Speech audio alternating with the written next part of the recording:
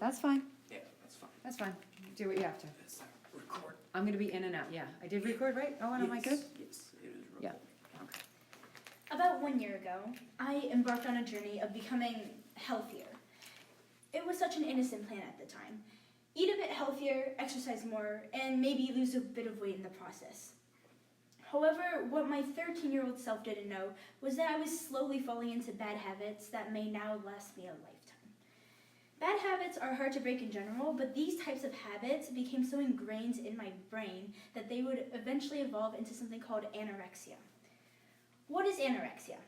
Anorexia nervosa, as defined by nationaleatingdisorders.org, is an eating disorder characterized by weight loss, difficulties maintaining an appropriate body weight for height, age, and stature, and in many individuals, distorted body image.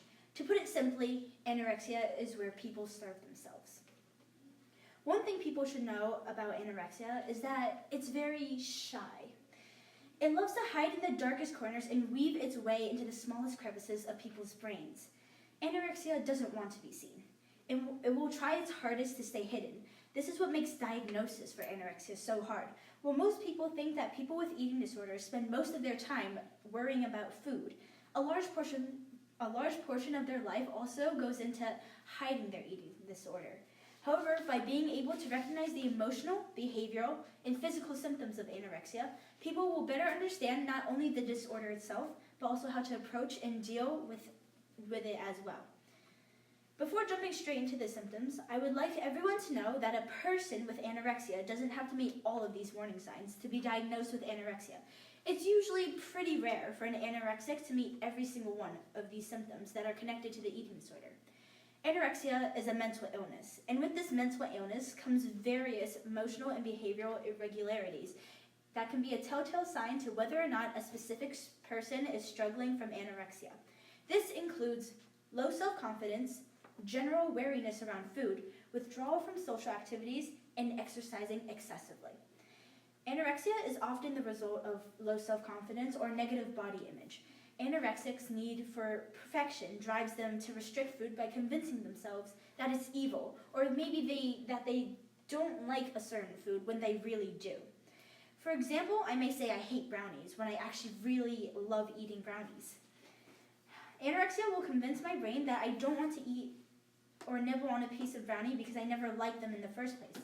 However, anorexia loves to tell lies. It tells an anorexic that they're too fat, that they don't deserve food, and then this leads to distorted body image.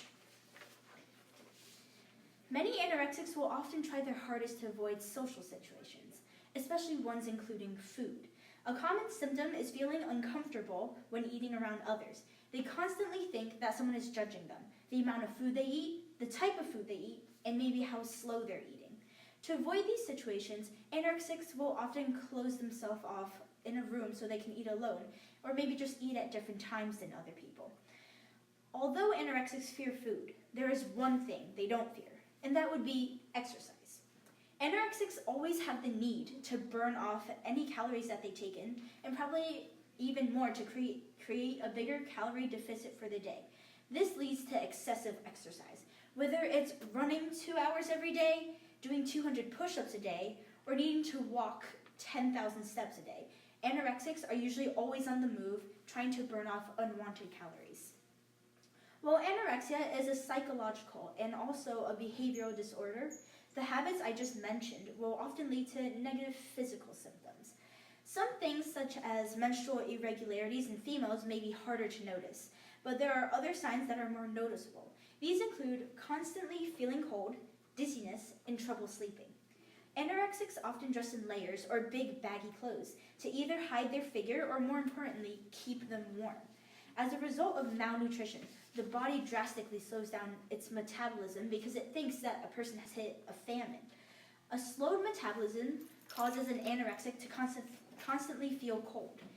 Dizziness also often comes from low blood sugar, while a slew of other symptoms, including trouble sleeping, hair loss, dry skin, and muscle weakness, all come from malnutrition. Now that you can successfully identify an anorexic, how should one go about dealing with this disorder? Well, it really depends on the person. Then again, I can, however, give you some pointers to give you a nudge in the right direction. The first and maybe most important step is to actually make an effort to understand the eating disorder a person has. And in this case, it's going to be anorexia. It's not really a surprise, but step 2 is patience. When dealing with an anorexic, people will often be met with aggressive behavior and slow progress. Remember, a positive role model is always needed. A frustrated guardian or friend will often lead to a frustrated anorexic.